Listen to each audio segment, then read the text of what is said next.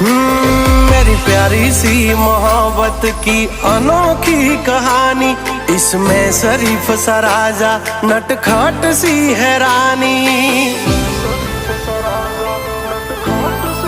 हाँ मारा लाडना लडावेला हवे जट मोटा थावो, कुंवर माथी अमने हवे कुमार बनावो।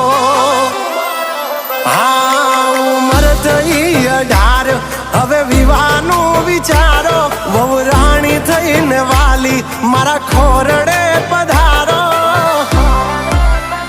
हो आ पागलनी बनो हवे पगली, मन जीवती वाली आ मारी ढींगली।